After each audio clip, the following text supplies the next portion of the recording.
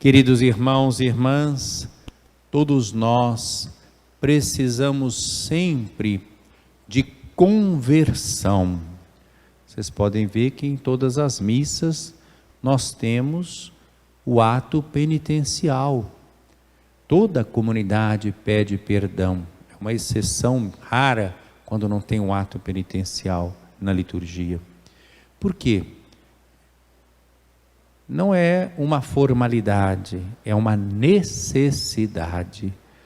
Nós sempre devemos querer nos aproximar e realizar a vontade de Deus a nosso respeito, a respeito da sua criação, a respeito deste mundo.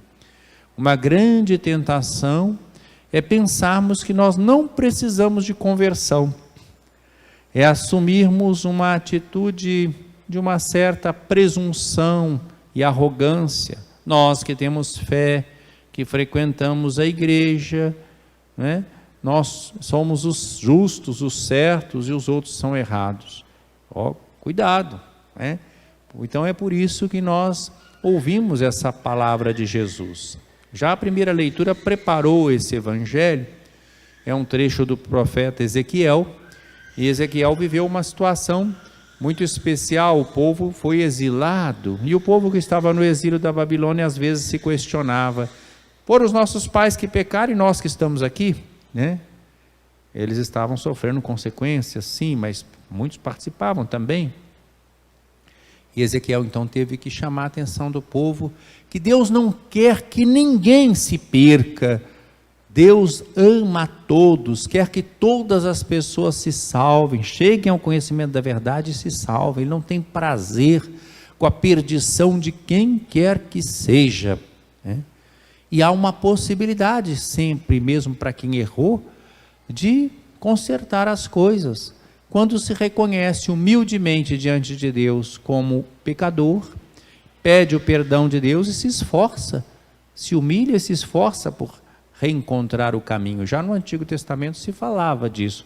Jesus aqui então, com essa história que ele conta para as lideranças de Israel, que eram justamente aqueles que frequentavam a igreja. O perigo nosso, nós que estamos aqui, é a gente se parecer com os fariseus, com os doutores da lei, com os anciãos, com os escribas, né?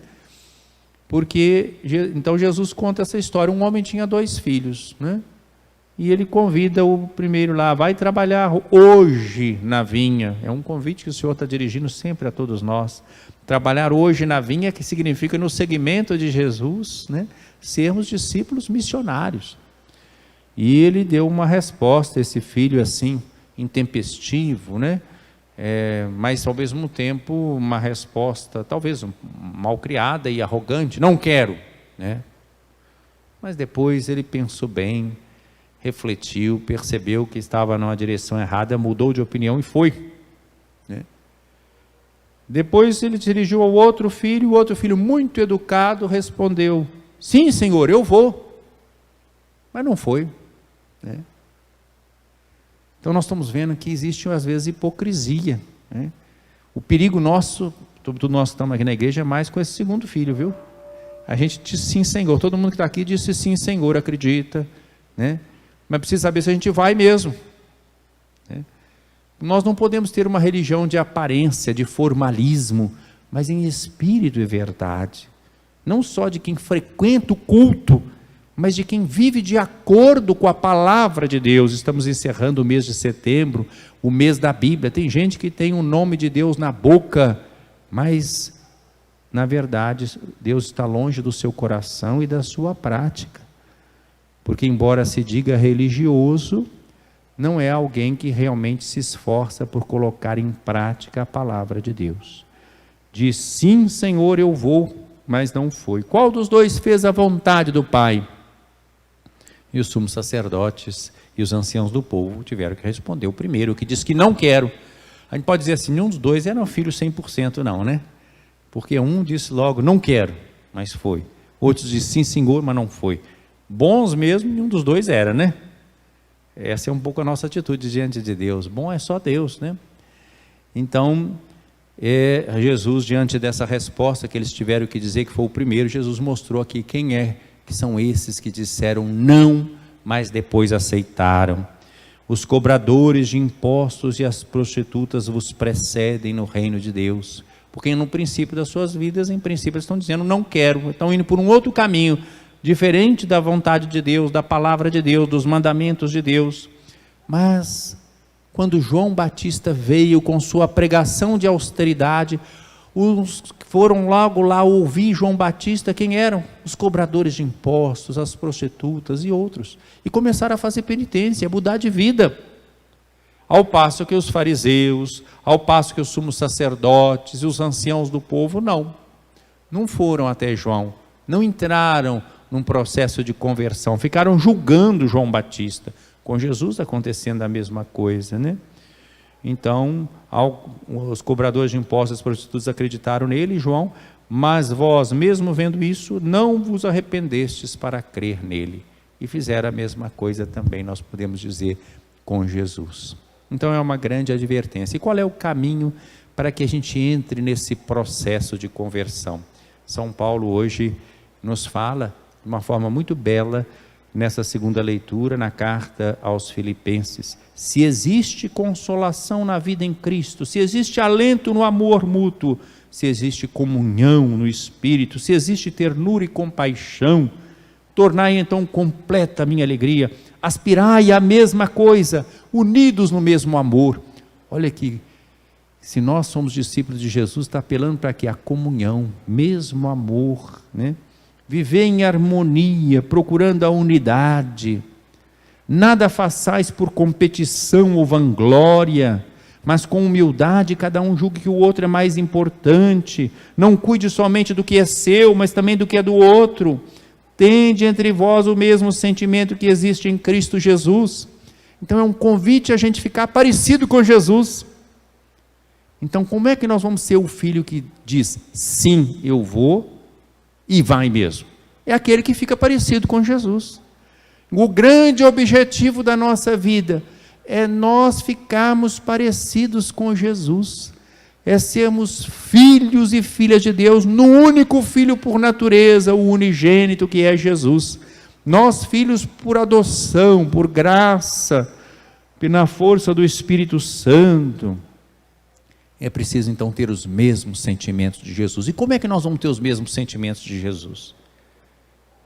Se nós nos debruçarmos sobre a palavra de Deus expressa nas Sagradas Escrituras, guiados pelo Espírito Santo, não numa leitura fundamentalista, não fazendo da Bíblia uma arma para combater os outros, mas querendo aprender da palavra de Deus para modificar em primeiro lugar cada um de nós e nossas comunidades, para adquirirmos o sentimento de Jesus.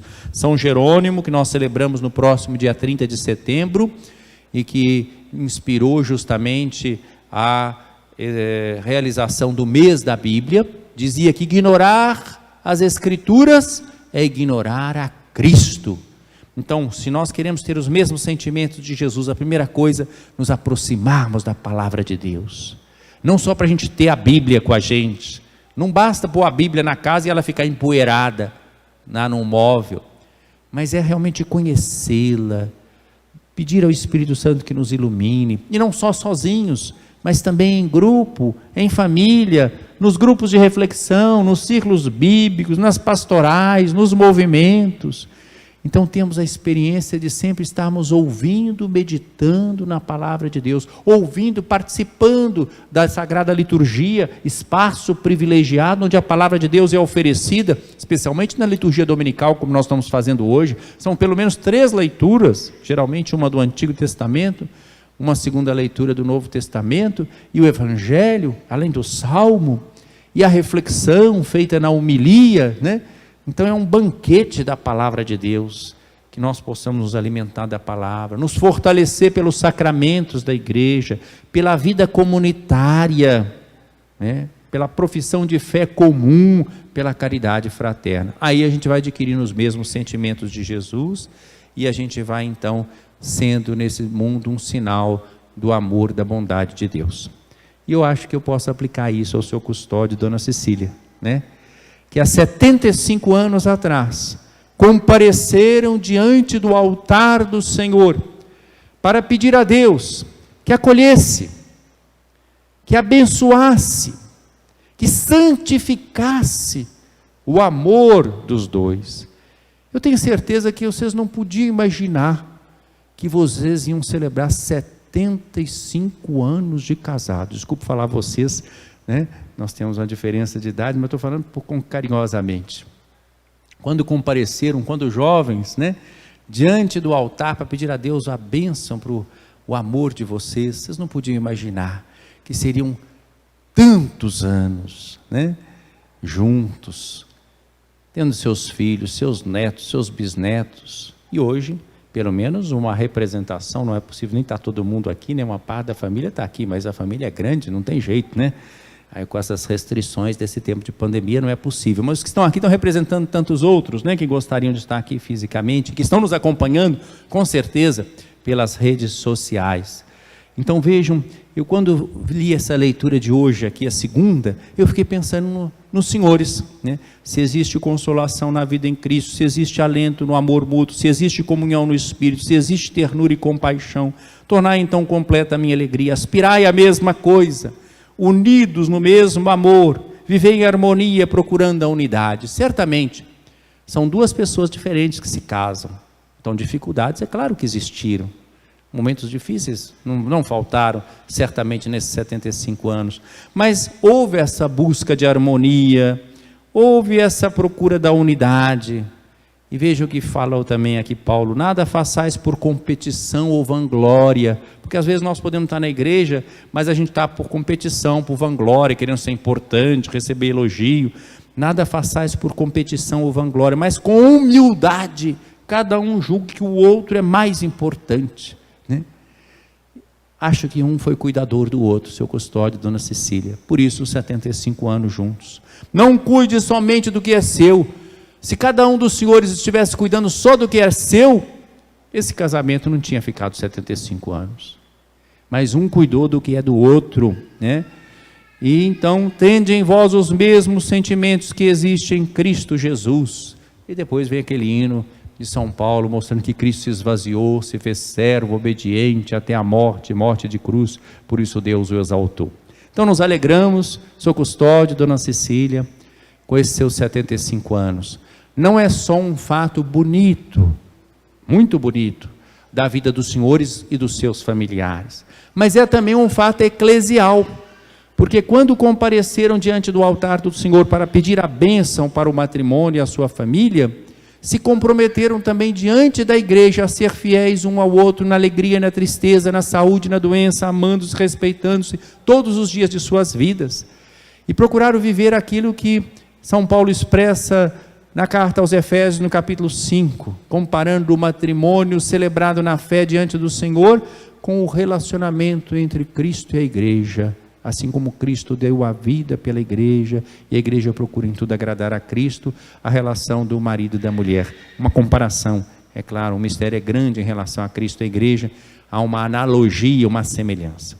Então, foi um compromisso. Obrigado, em nome da igreja, quero agradecer pelo testemunho que os dois deram de fé, de amor, de fidelidade, nesses 75 anos de vida matrimonial. Parabéns, Deus continue abençoando sempre mais o amor, o lar de vocês, toda a família.